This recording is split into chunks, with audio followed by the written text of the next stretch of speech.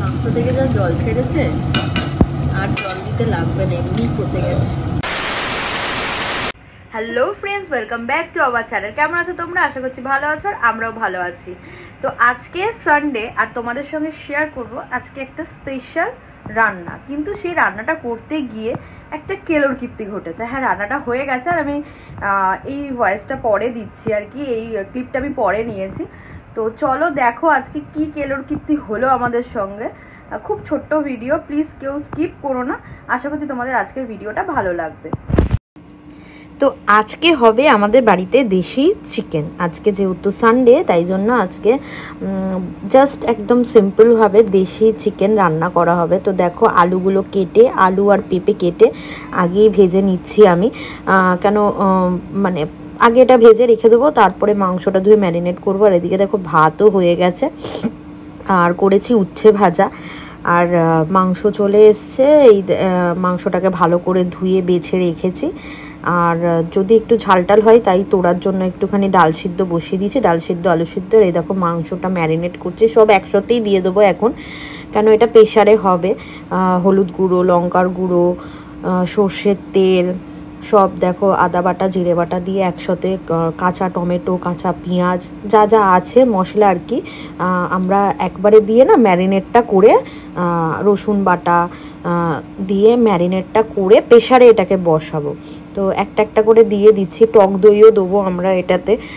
তো রসুন বাটা দিচ্ছে এখন। এটা মেন আজকে তোরার পাপা বললো যে এইভাবেই আর কি করবে। তো ওই জন্য আর কি মানে ডাইরেক্ট এটা প্রেশারে বসানো হবে, দেশি মুরগির মাংস এটা। তো দেখো কাঁচা পেঁয়াজ এইভাবেই দেওয়া হচ্ছে, টমেটোটাও গোটা গোটা মানে কেটেছি, সেটা ওইভাবে দিয়ে দেবো। আর টক দই, এটাকে ভালো করে ম্যারিনেট করব সব একসঙ্গে করে।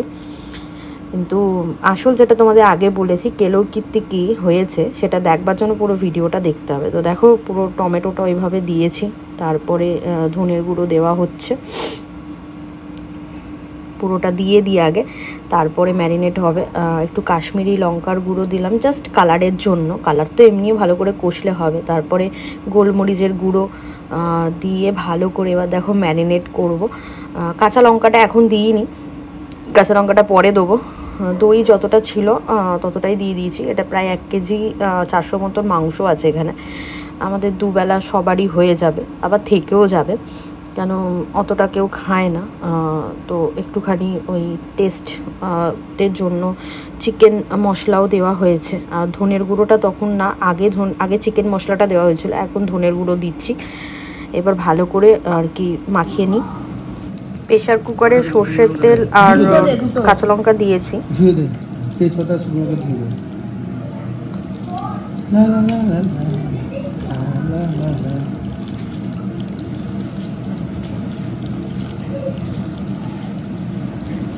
আমার যেহেতু ভিডিও করার স্ট্যান্ডটা ভেঙে গেছে, ওই মানে হ্যান্ড স্ট্যান্ডটা, তাই জন্য মানে ফ্রন্টে রেখে আর কি করতে পারছি না, ব্যাক ক্যামেরা করেই তোমাদেরকে দেখাচ্ছি।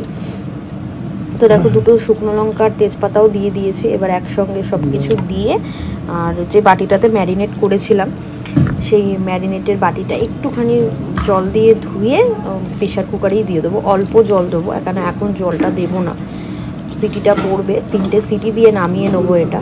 তো চলো এটাকে আগে দিয়ে বসিয়ে দিই।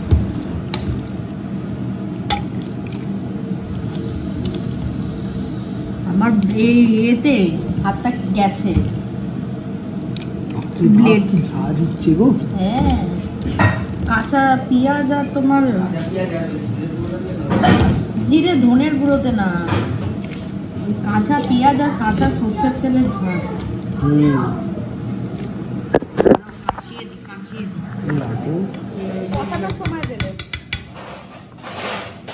কিন্তু 3টে সিটি দিয়ে নামিয়ে তারপর ওটাকে কড়াইতে কষতে দেওয়া হয়েছে। তবে মনে হচ্ছে 4টে সিটি দিলে ভালো হতো, তবে দেখা যাক কি হয়। ধরো আলুগুলো দিয়ে দেবে এখন। হ্যাঁ অবশ্যই অবশ্যই, আলুগুলো দে। হ্যাঁ ভাত হয়ে গেছে, দিয়ে দেবো আলুগুলো। হ্যাঁ দাও। আসলে আলুগুলোর সাইজগুলো ছোট ছোট তো।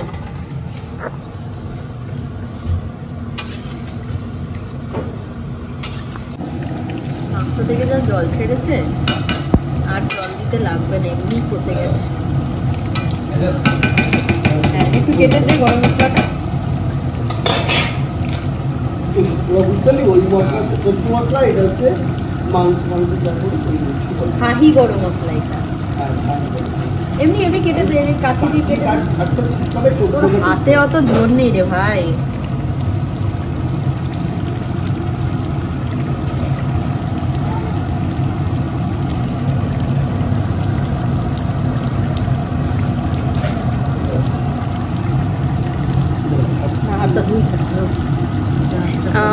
মাংস থেকে দেখতেই পাচ্ছ ভালোই জল ছেড়েছে। এতটা জল আমরা দিয়েও ছিলাম না, অল্প একটু জল দিয়েছিলাম জাস্ট বাটি মানে ওই গামলিটা ধুয়ে। আর তারপরে সিটি দেওয়ার পরে এতটা জল বেরিয়েছে, তো তার জন্যই আর জল দেবে না বলছে ওর বাবা। কিন্তু ওই একটু গরম মশলা দিয়ে আর কি কষাতে বসিয়ে দিল, তো এই হয়েছে। কিন্তু মা যখন খেতে বসেছিল তখন দেখে মাংসগুলো সেদ্ধ হয়নি।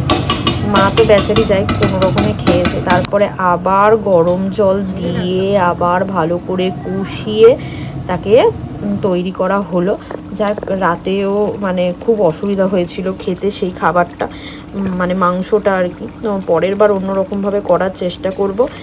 আর আমাকে বলেছিল সুস্মি ফান উইথ লাভসের সুস্মিতা যে আমাকে মাটনের একটা রেসিপি দিতে। আমি নিশ্চয়ই খুব তাড়াতাড়ি দেবো। আর এই ভিডিওটা দেখার জন্য থ্যাংক ইউ সো মাচ। ভিডিওটা ভালো লাগলে প্লিজ লাইক কমেন্ট শেয়ার করো, আর আমার চ্যানেলে নতুন হয়ে চ্যানেলটা সাবস্ক্রাইব করে আমাকে একটু সাপোর্ট করো। তোমরা সবাই ভালো থেকো, সুস্থ থেকো। দেখা হবে খুব তাড়াতাড়ি নতুন একটা ভিডিওতে। Ta-ta, see you soon.